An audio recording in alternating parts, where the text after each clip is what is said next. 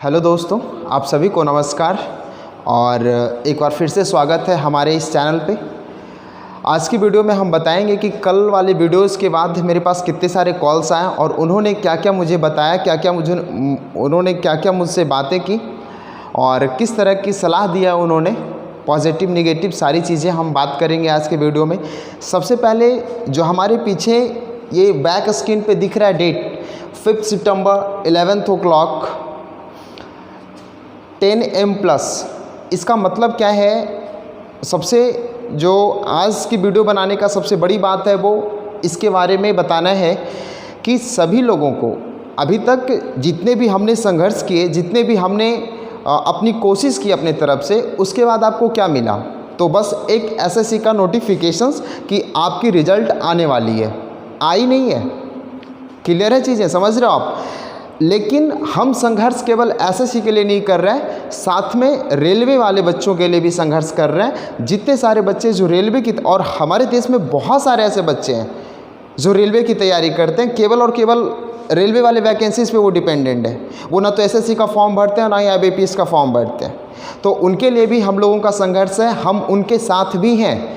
तो क्या करना है सभी लोगों को कि हमने जैसा बताया था कि सभी लोगों को ट्विटर पे अकाउंट होना चाहिए, क्योंकि ये जो टाइम है, हमारा जो समय है वो डिजिटल संघर्ष का है, डिजिटल कैंपेन का है। तो उसमें हम क्या करेंगे कि ट्विटर पे 5 सितंबर को, और ये केवल हम नहीं, मेरे वीडियोस के माध्यम से जितने भी बच्चे देख रहे हैं मैं उनको जागरूक करना चाहता हूँ। बाकी ग्लोबली ये बहुत सारे टीचर्स कर रहे हैं ऐसी चीज़ें। मैं बताऊंगा कि कौन कौन लोग क्या कर रहे हैं, वो सब हम बाद में आगे बात करेंगे कि हमारी मीडिया क्या कर रही है हमारे लिए, वो सब बात करेंगे हम। तो ग्लोबली रूप से जितने भी बहुत अच्छे टीचर हैं, जिनको गैदरिंग, जिनको बल्क रूप में बच्चे लोग जानते हैं, बहुत बड़े संख्या में बच्चे उन्हें जानते हैं, वो सभी मिलकर एक कैंपेन चला रहे हैं।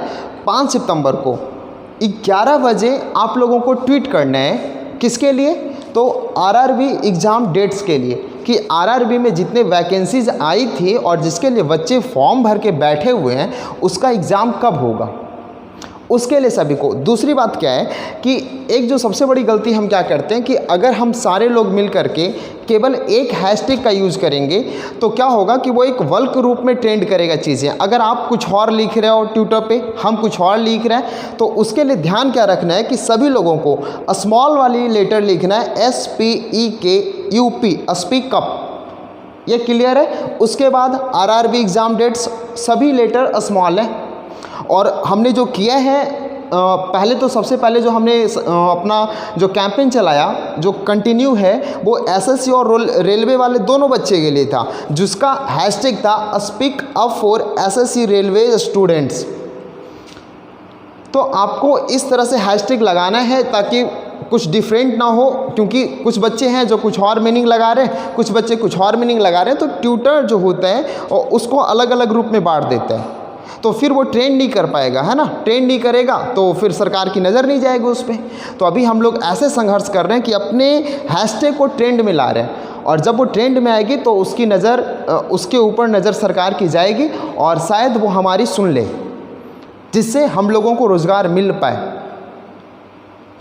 इतनी ये बात थी कि हमने 5 सितंबर और को क्या करना है, टीचर्स डे भी है उस दिन। तो सारे टीचर्स, सारे बच्चे, जितने भी भाई बहन हैं, सभी लोग मिल कर के ये सभी को करना है ट्विटर पे 5 सितंबर को 11 बजे से। ज़्यादा टाइम भी नहीं देना, आपको पढ़ाई भी करनी है साथ साथ में, क्योंकि जब तक आप पढ़ोगे नहीं तब तक आप, एक तो ऐसे ही वैकेंसीज आप देख रहे हो क्या हालत है, और दूसरी बात अगर आप पढ़ोगे भी नहीं तो फिर क्या होगा कि चीज़ें और कठिन हो जाएगी। इसलिए पढ़ाई भी साथ में करना है और ज़्यादा नहीं टाइम देना, 10 मिनट, 15 मिनट, आधे घंटे बहुत काफ़ी है। सबको क्या करना है, एक साथ कंटिन्यू ट्वीट करना है speak up RRB exam dates. ये हमारे स्पेशली रेलवे वाले बच्चों के लिए होगा जिनका भी एग्ज़ाम नहीं हुआ है, नहीं एग्ज़ाम डेट आया है। उसके बाद अब 2-3 बातें हैं जो आपको बतानी है आज की वीडियोज़ में। सबसे पहले क्या हुआ, एक कल वाले वीडियोज़ आपने देखा है, नहीं देखा तो डिस्क्रिप्शन में वो लिंक दिया हुआ रहेगा, आप जाओ वहाँ से देख लेना। उसमें क्या हुआ कि एक मेरे फैमिली के हैं, उन्होंने मुझे कॉल किया और बोला ये क्या तुम बोल रहे हो अभी, मोदी जी के बारे में तुम बात कर रहे हो ऐसे, और राम मंदिर के बारे में बात कर रहे हो, राम जी से डर नहीं लगता तुमको? मतलब उनका एक ये था। तो हमें ऐसा मानना है कि यार जो सामने है उससे तो हम डर नहीं रहे, और जिनको आज तक देखे नहीं उनसे हम क्या डरे। सिंपल सी बात है। मतलब डरना क्यों है? आप कुछ गलत नहीं कर रहे हो, हम कुछ गलत नहीं कर रहे हैं, बस ये कह रहे हैं कि आप जो भी चीज़ें करते हो टाइम से किया करो। इलेक्शंस तो टाइम से होते हैं। कोरोना भले ही लोगों की जान ले रही है, इलेक्शंस तो आपकी टाइम से हो रही है ना, उसमें तो किसी की कोई प्रॉब्लम नहीं आ रही है। बस दिक्कत है तो हमारी एग्ज़ाम में दिक्कत है आप सारे लोगों को। खैर कोई नहीं। तो उनका ये मानना था कि इतने बड़े लोग हैं और आप ऐसे मतलब कुछ ऐसा नहीं करो। तो हमने ऐसा कुछ भाषा का भी यूज़ नहीं किया जिससे कि उनका ईगो हर्ट हो जाए और कुछ वो हो जाए, ऐसा कुछ नहीं हमने किया है। बस हमने ये किया कि हम अपने बच्चों के लिए, जितने लोग मुझे जानते हैं उनके लिए हमने एक आवाज़ उठाई है बस। और वो भी केवल हम अकेले नहीं, बहुत सारे लोगों ने मिलकर किया है। दूसरी बात मीडिया के ऊपर आती है। हमारी जो देश की मीडिया है ना, उनको चौथा स्तंभ माना गया है कि अगर आपके साथ कुछ गलत हो रहा है तो उस चीज़ों को ध्यान दिलाने के लिए मीडिया आपके पास आती है। सारी चीज़ें न्यूज़पेपर पे, टीवी पे बहुत चीज़ें दिखाती हैं, रेडियो पे लोगों को सुनाती हैं, जिससे क्या होता है कि लोग जागरूक होते हैं इस चीज़ों के बारे में और उन्हें पता चलता है कि क्या गलत हो रहा है और क्या सही हो रहा है और किसके साथ गलत और किसके साथ सही हो रहा है। लेकिन आज मीडिया का काम पता है क्या है? सबसे जो बड़ी बातें जो हमें लगी और हंसी वाली चीज़ें हैं, तो उनको अभी उनका जो टाइम जा रहा है, उनका टाइम स्पेंड हो रहा है कि इस लॉकडाउन में कितनी महिलाएं प्रेग्नेंट हुई है, कौन कौन सेलिब्रिटी प्रेग्नेंट हो रहा है, उनको इसमें इंटरेस्ट है कि कौन कौन प्रेग्नेंट हुआ और कौन कौन प्रेग्नेंट नहीं हुआ है। उनको इंटरेस्ट है पबजी बैन होने में, उनको इंटरेस्ट है मोदी जी क्या कर रहे हैं, मोर कहाँ खिला रहे हैं और कहाँ कचरा उठा रहे हैं और कहाँ क्या कर रहे हैं, उनको इंटरेस्ट इसमें है। लेकिन इतने भारी रूप से जो हम लोग कर रहे हैं उस पर उसका ध्यान नहीं गया है। बस एकमात्र NDTV है हमारा, जो शायद बच्चों के लिए खड़ा है और रवीश कुमार जी ने उनका वो है, तो वो शायद हम सुने हैं कि उन्होंने बोलना शुरू किया है लोगों के ऊपर। लेकिन और किसी मीडिया में तो हमने नहीं देखा वैसे कुछ न्यूज़ चल रही है कि हाँ बच्चे लोग SSC के लिए संघर्ष कर रहे हैं, बच्चे लोग RRB के लिए संघर्ष कर रहे हैं, तो आपको ध्यान देनी चाहिए, गवर्नमेंट को ध्यान देनी चाहिए इनकी चीज़ों पे। लेकिन ना, उनको तो ध्यान है कि महिलाएं की प्रेगनेंसी काउंट करेंगे। वो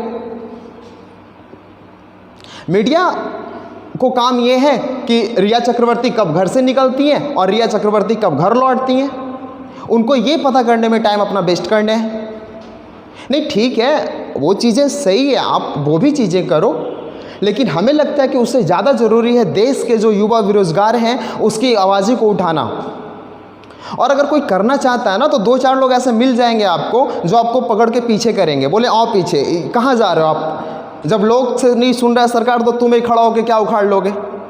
लोगों का ये होता है ना।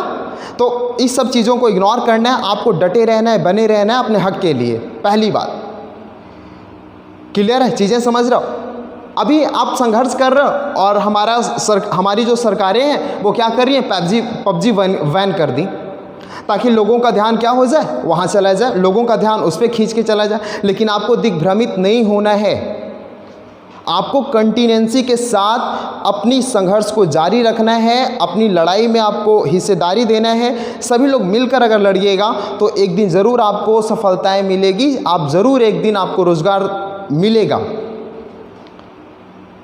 उनका बहुत सारी चीज़ें हैं ऐसी जो मतलब आप देख सकते हो, बहुत सारी मीडिया क्या कर रही हैं, और भी कुछ लोग हैं जो क्या कर रहे हैं, वो चीज़ें आपको स्पष्ट रूप से दिखेगा। सारी चीज़ें आप सभी लोग एक्टिव रहते हो, यूट्यूब पे हो, आप सभी लोग गूगल्स चलाते हो, सब लोग एक्टिव हो, चीज़ें सबको दिखेगी।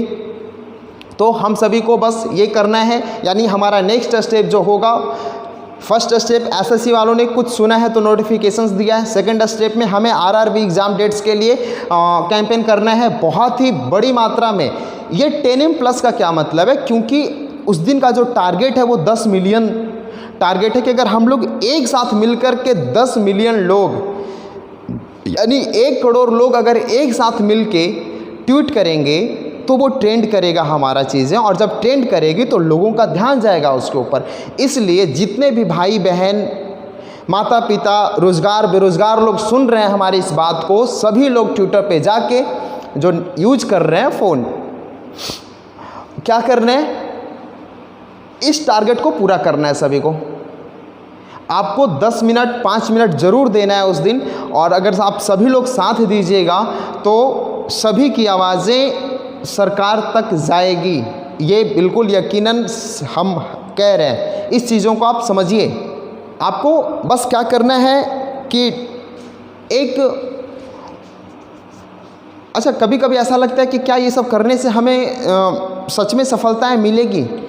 तो सबसे बड़ी चीज़ क्या है ना कि हमारा जो देश है वो अहिंसा का देश है, ये शुरू से आपने सुना है। और अहिंसा से अगर हमारे देश की आज़ादी मिल सकती है तो ये तो एक छोटा सा रोज़गार की आप बात कर रहे हो, 20,000 रुपये की बात कर रहे हो, 30,000 रुपये की बात कर रहे हो, तो ये क्यों नहीं मिलेगा? लेकिन हाँ, जहाँ अहिंसा से काम नहीं हुआ है वहाँ लोग हिंसा भी करते हैं, लेकिन इस चीज़ों को आपको नहीं फैलाना है, ये चीज़ें कंट्रोल में रखना है। आप स्टूडेंट हो, सभी टीचर्स हैं, सभी लोग एकदम कामली मतलब शांत रूप से इस चीज़ों को करेंगे, जिससे लोगों को ये न लगे कि हम वो फैला रहे हैं, एक अलग माहौल बना रहे हैं, यहाँ देशद्रोह का माहौल बना रहे हैं, वैसा बिल्कुल नहीं होगा। शांति से सभी को कैंपेन में भाग लेना है, सभी को बिल्कुल डटे रहना है अपने साथ, सभी को मिलके एक साथ खड़े रहना है, तभी मिलेगी सबको सफलता और रोज़गार। आप सभी को धन्यवाद वीडियोस देखने के लिए। आपको पसंद आती है आप शेयर करिए लोगों तक, ताकि उन्हें भी इस चीज़ों की जानकारी हो कि हम क्यों ये सारी चीज़ें कर रहे हैं। और वीडियोस को लोगों तक फैलाइए, लोगों तक शेयर करिए, व्हाट्सएप फेसबुक जहाँ भी हो सके, ट्विटर आप फैलाओ, जिससे लोगों को वो हो सके, अलर्ट हो सके इस चीज़ों के लिए। धन्यवाद।